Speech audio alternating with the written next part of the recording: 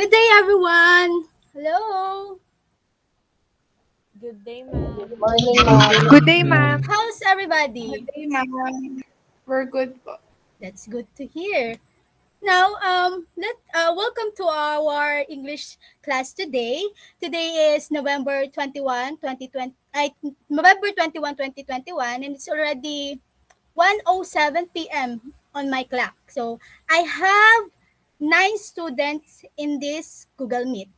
So, Miss Secretary, please monitor our attendance for today. Okay, let me ask first. Is my audio clear to you? Is my audio? Yes, Yes, ma'am. Yes, ma'am. ma'am. Okay, kasi just notify me if my audio is not clear because today my internet is not good. She is showing his extraordinary talents. Anyways, just for a few reminders for you, if you want to answer, please state your surname first because if you are going to use the raise hand button, I will not be able to see this because I'm using two gadgets. Anyways, and then please maximize our Google chat box if you for your responses if your mic is malfunctioning. Okay? Understand? Yes, Yes, ma'am. ma'am. Yes, ma'am. Let me present my slide. Just give me a minute.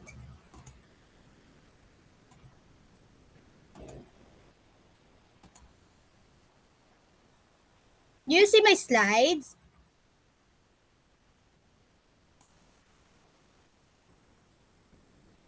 Oh, it's loading. You see my slides? Yes, Yes, ma'am. ma'am. Okay, thank you for your responses. So, before we proceed to our discussion today, for our main discussion today, I have here a short activity, a set of images that I got from the internet that will help us to have a glimpse of what we are going to tackle today. So, this activity is called what is it? Let's start with the first picture. Anyone would like to guess this? What is Mga it? has, ma'am. Yes, Miss Mangahas. Ma'am, I think it is a notification on our cell phone asking permission if we're going to allow specific application to access our contacts po. Very good. Thank you, Miss Mangahas. How about the second picture? Ma'am Ma'am. Ordonio. Yes, Miss Ordonio. Ma'am, I think it's this picture of a student asking permission if she can go out. That's correct. Perhaps she is asking her teacher or someone inside the classroom to allow her to go outside or leave the room. How about the next one? What is it? Raimundo, Yes. ma'am. Yes, Santiago. Miss Raimundo. It is a no sign, ma'am, implying that something is prohibited or not allowed. That's correct. It is you can see this in the street, right? So it is a sign when implying that something is prohibited or not allowed. It means that don't do it or simply no.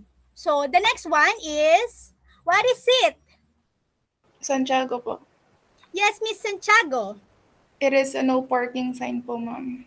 Yes, that's right. It is one of the prohibition sign that we can see anywhere. It tells us that it is not allowed or it is prohibited to park in a specific area. Another one is what is it? Reyes. Yes, Miss Reyes. Ma'am, it is a reminder sign for drivers that they must fasten their seat belts. That's correct. When you see this sign, it's a reminder for drivers that they must or they are obliged to fasten their seatbelts. For what? It is needed, it's necessary because it's for their safety. Understood? I hope you Yes, get the ma'am. idea Yes, ma'am. of these pictures. The two picture is about permission. Do you think what these two pictures, the next one is trying to imply? This fasten sealed belt. Anyone? Do you have idea? Prohibition po. That's correct. Thank you, Miss Santiago. For the next one, let me. For the next one, what is it? Ma'am Joseph, Yes, Joseph. uh, these things are safety protocols at work. Very good. That's correct. This sign, you can see this in the construction sites wherein workers on that job are obliged to follow these safety protocols before they can proceed to their works. So now, what do you think our main topic today? Do you have any idea based Santiago. on the activity we've done? Yes, Santiago. I think we're going to discuss po about permission, prohibition, and also obligation. Okay, thank you, Miss Santiago. Very good. Today, we are, just like what Miss Santiago say a while ago, that we are going to discuss how we can express permission, prohibition, and obligation using modals. But are you familiar with modals or modal verbs? Are you familiar with modals? Not yet po. Oh, you are not familiar. I think you are, or you're just not aware because oftentimes, modals are learners have difficulty to identify what is modal is because we use it unconsciously. No, we are going to dig it deeper later. So let's start our discussion. We are going to discuss the expressing permission, prohibition, and obligation using modals. So before we proceed to the main topic of expressing permission, obligation, and prohibition using modals, we are going to be familiarized to modals since you are not you are unfamiliar.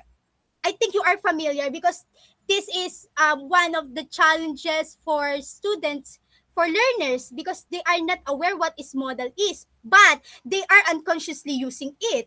So let's analyze this oath written by Arlie Shane Alcanar entitled The Teenager's Oath.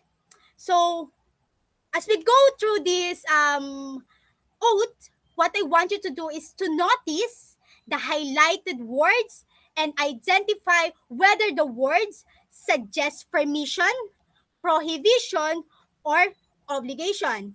Again, as we go through this oath, I want you to notice the highlighted words and identify whether the words is suggest whether the word suggests permission, prohibition, and or obligation. Understand? Are we clear with that?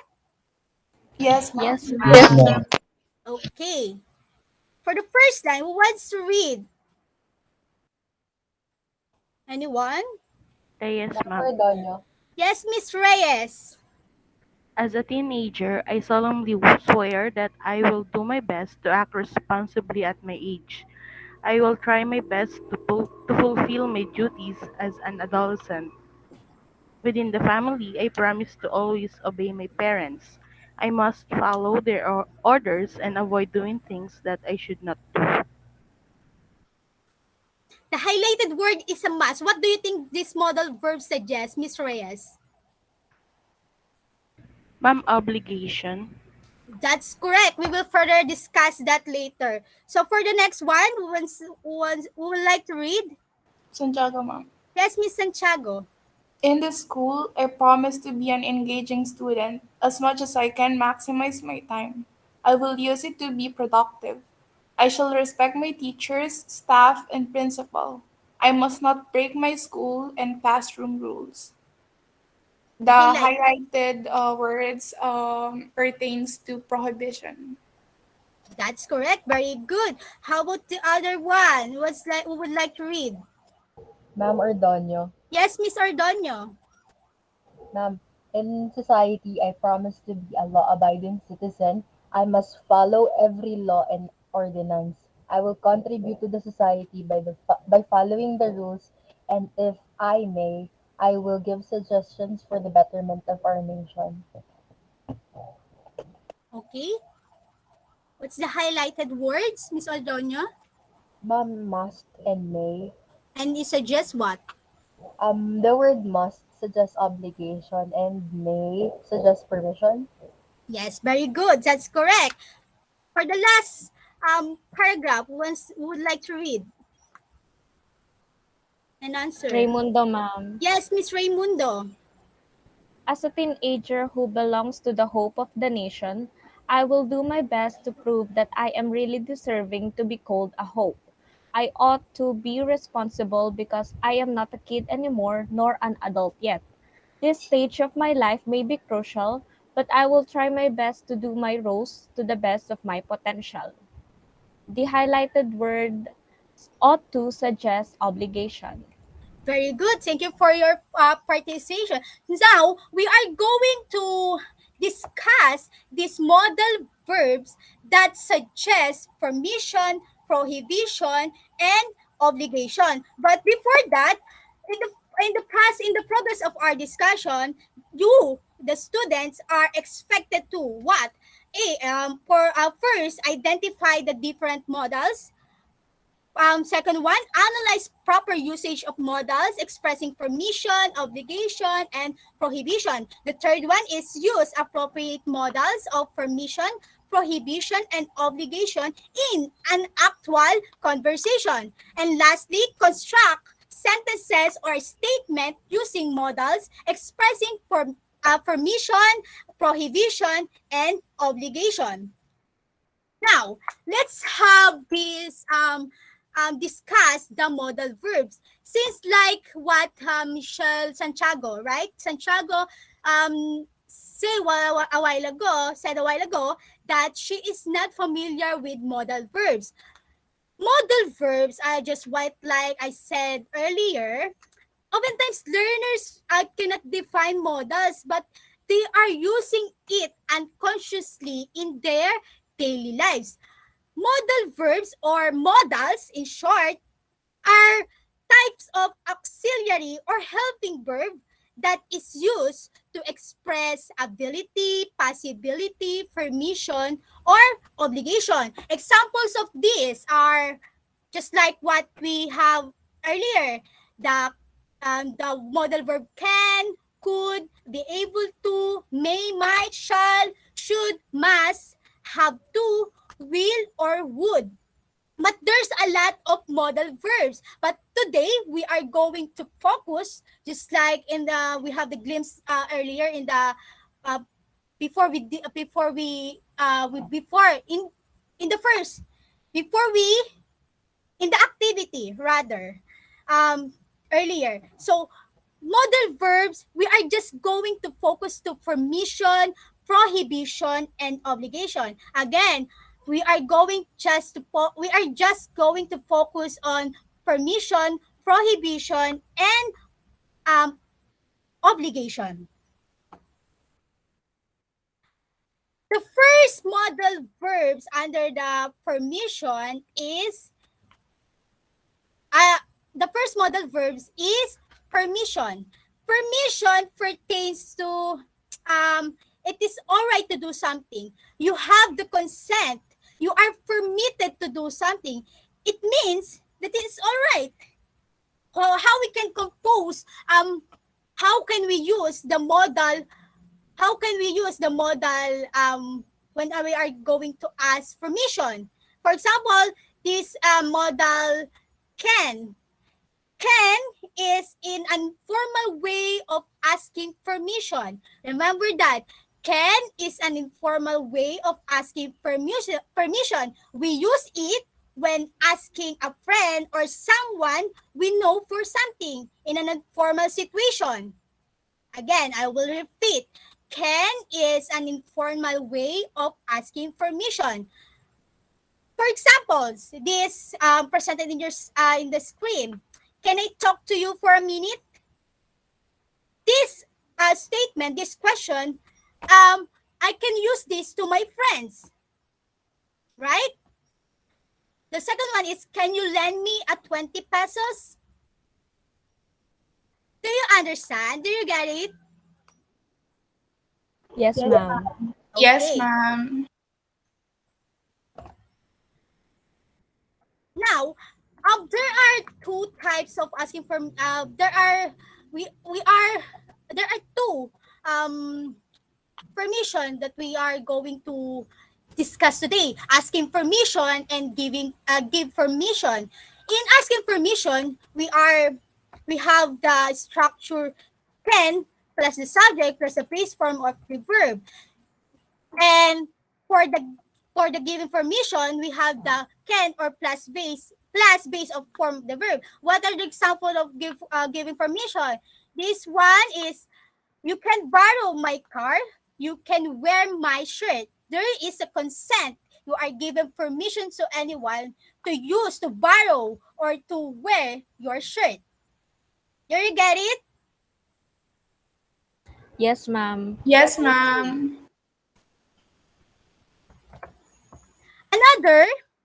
Another modal verb under the permission is the word may. May is a formal way of asking permission. If can is an informal way, may is a formal way. It is more polite than can. For example, may I go to the bathroom? May I use your computer?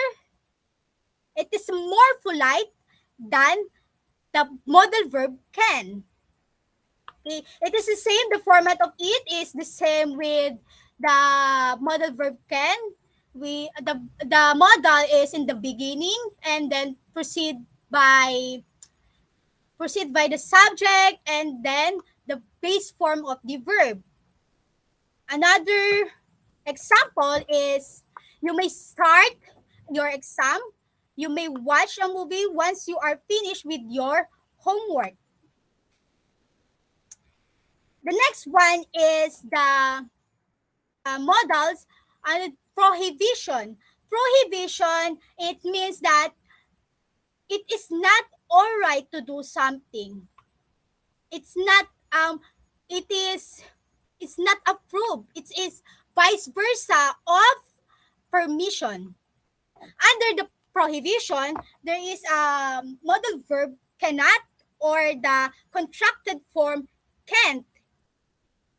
Cannot or can't means that it is something that's against the rules. It conveys the idea that something is not allowed or prohibited, often by law. Remember that cannot, we can use cannot or can't if something is against the law or against the rules. Example of this, you cannot remove your face mask in public places because it's against the law, right? We are in the midst of pandemic, so you should wear your face mask. You cannot remove your face mask. Another example is, teenagers can't go out. Another modal verb under the prohibition is must not and mustn't. Must not or mustn't, it is used when the prohibition comes from the speaker. Again, must not, we can use this modal verb must not or mustn't if the prohibition comes from the speaker. Example of this is, you mustn't say things like that to your sister. It's probably a conversation between a parent and a child, right? This statement is from her parent. Another thing is, we must not let ourselves get sick. For example, me, I will tell this to my friend. We must not let ourselves get sick. Do you get it? I hope you understand. Yes, ma'am. Yes, Okay. ma'am. Another modal verb under prohibition is should not or shouldn't. Should not or shouldn't. We use this when we judge if an idea is good or bad. An example of this is you should not give chocolates to dogs, because we use this prohibition because you judge that chocolate is not good for dogs, right? You have the basis if it's good or bad. Another example is we shouldn't let the pandemic stop us from doing things.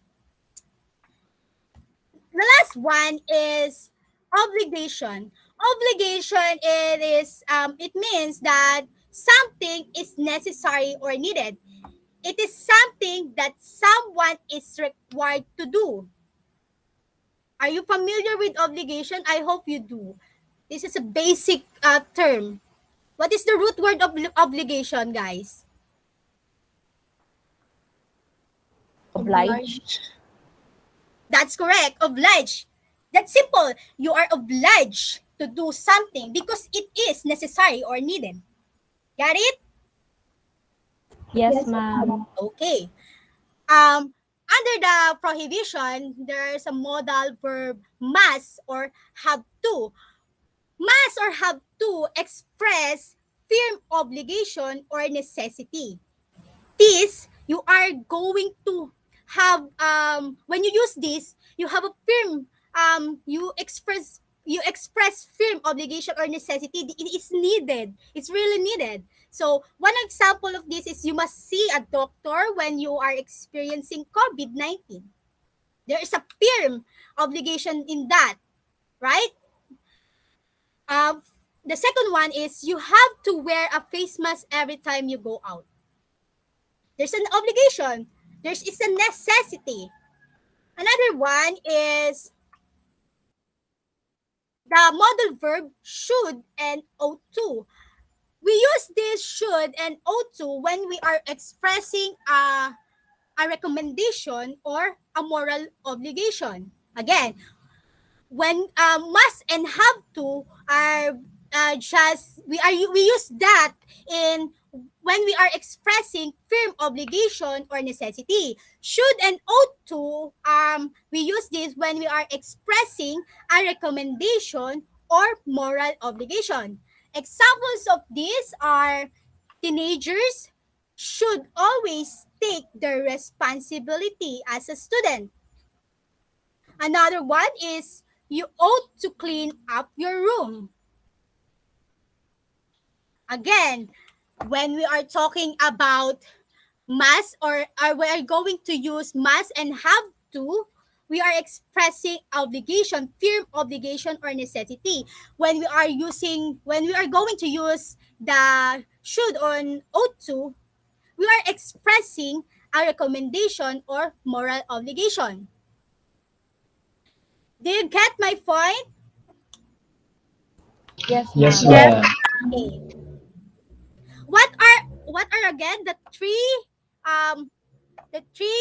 expression that we are going to use in modal verbs? We have the permission, we have the prohibition, and obligation. Obligation. Yes, that's correct. Now, I think you understand our lesson for today, right? You understand our lesson? Do you have questions, clarification? None so far po, None, ma'am. ma'am. None, ma'am. Yeah. Okay. If you have a question, please type in the chat box so I will read it and answer it for you. Now, since you understand our lesson, this is a simple topic actually. This is for elementary. It is I believe that it is already discussed in your elementary days. And I think you are not just familiar. You are just unconsciously use it.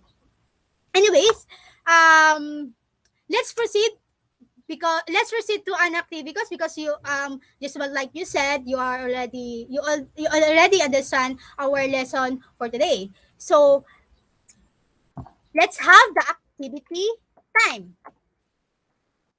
Here's what I want you to do is I want you to tell me the modal used in the following statements and determine whether the statements express permission, prohibition, or obligation. Again, what I want you to do in this activity, I want you to tell me the modal verbs used in the following statements and determine whether the statements express permission, prohibition, and or obligation. Understand? Are we clear with that? Yes, Yes, ma'am. ma'am. Yes Okay. po. The first statement is, please read anyone. Can anyone please read this and answer? Ma'am Joseph, Yes, Joseph. everyone must not remove their face masks in public places. Okay, The modal verb is must not. It express prohibition, ma'am. that's correct. Must not is under the prohibition. I hope you remember that. Another one for the second. Wait, I have problem in my second one. Would like to read Reyes, and answer? Yes, Miss Reyes. may I have a glass of water? The modal verb is may. It express permission. That's correct. Another one for number three. Would like to read and answer? Manjola po. Raimundo, ma'am. Yes, Miss Manjola. Children ages 15 and below should not go outside. The modal verb used is should not and it expresses prohibition. That's correct. It's prohibition. Another one for number four. Would like to Ray- try? Raimundo, Santiago. ma'am. Yes, Hilda Miss po. Raimundo. We have to maintain social physical distancing to avoid direct contact with other people. The model is have to. It express obligation. That's correct. It's under the obligation. Another one. Would like to read and answer? Santiago po. Yes, Miss Santiago. For number 5, can I donate my old clothes to the people in need? So the modal verb here po is can and it signifies po permission. That's correct. It's a permission, asking for permission. All right. It seems that you really understand our lesson for today. However, we have another activity to be able for me to know if you really understand our lesson. So for the last activity, I call this let's apply. Let's apply it.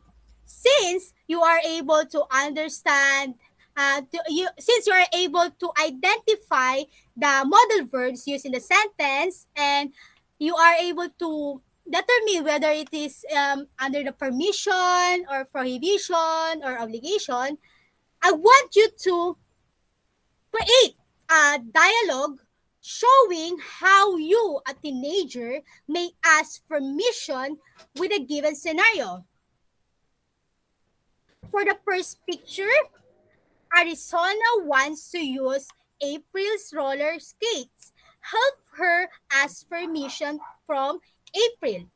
Again, I want you to create a dialogue showing how you imagine you are Arizona and April.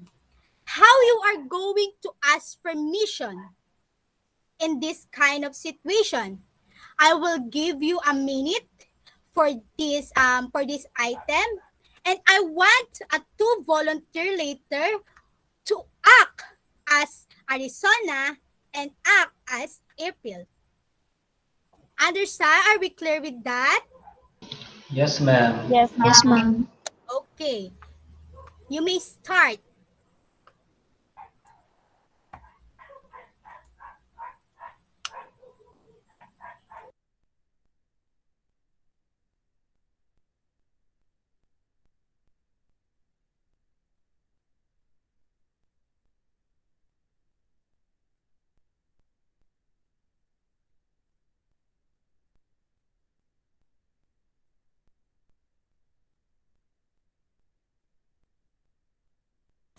Are you done? Yes, ma'am. Yes, ma'am. Okay, who wants to try this activity? Anyone? I need two volunteers for this. Silva po. Yes, Miss Manjola Silva. po. Yes, Miss Manjola. Miss Silva and Miss Manjola. Okay po. Okay. Can I borrow your roller skates for a while, April? Yes, you can, Arizona. Just take care of it because it is my favorite roller skates. Okay, thank you for that. Very good. Job well done. Next. Um, wait. For the next activity, this one, Martha, the same with the item number one, Martha is only allowed to watch television before 8 p.m. One night, her favorite show aired late. Help Martha ask permission from her mother. I will give you a minute to think of questions and answer for this.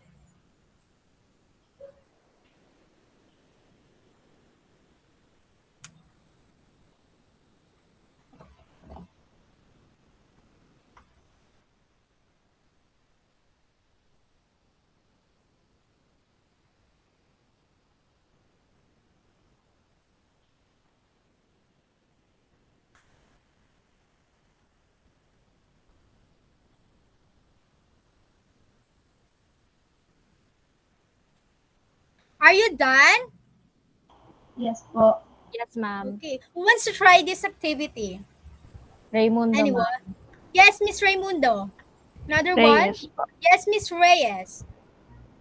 May I watch the television, mom? No, you can't. It's already midnight. It's time for you to sleep because you have a class tomorrow. Very good. Thank you, Miss Raimunda and Miss Reyes. I think everyone, it seems that you really understand our lesson because you are able to construct a statement or questions using permission, right? For the next activity, this activity is, I want you to, and this activity is you are going to create a sentence using the modal and verb given for item. One, have to plus drink. Two, may plus borrow. Three, cannot plus go. Four, should not plus eat. Five, ought to plus follow. But we are not going to deal with it with this today. I will going to, this is your just your take home activity for you. You will pass it today. I already post it in our Google Classroom. Kindly answer and submit it on time. Understand? Yes, ma'am. Yes, ma'am. Yes, ma'am. Yes, ma'am. Okay. Before we end the lesson, let's have a recap of what we discussed. Modals. Modals are type of auxiliary verbs. They are used to indicate permission. The modal verbs, this is can, may, prohibition, cannot, can't, must or mustn't, should not or shouldn't. Lastly, obligation, must, have to, or ought to. Modals are used accordingly depending on what it tends to express. Do you have any questions, clarifications? I'm opening the floor for the inquiry, questions. None, ma'am. None, None, ma'am. ma'am. And ma'am. Okay, that's good. Now, for your assignment, I want you to list two things as a teenager should do to help his family, community, or country during this pandemic. I also already posted it in our Google Classroom. Kindly access it. So this assessment, you may pass it a week after this. and kindly pass it on time. Do you have any question for your assignment, for the No, discussion? ma'am. No, ma'am. None, ma'am. Ma'am. Okay, it seems like you really understand our discussion for today. That's all for today. This is my references. If you want to visit it, I will post this Google slide in the Google Classroom. That's all for today. Goodbye and thank you everyone. Thank you, ma'am. Thank you, Thank Thank you ma'am. you, po. Thank ma'am. you, You, ma'am. ma'am. You, ma'am. Thank you, ma'am.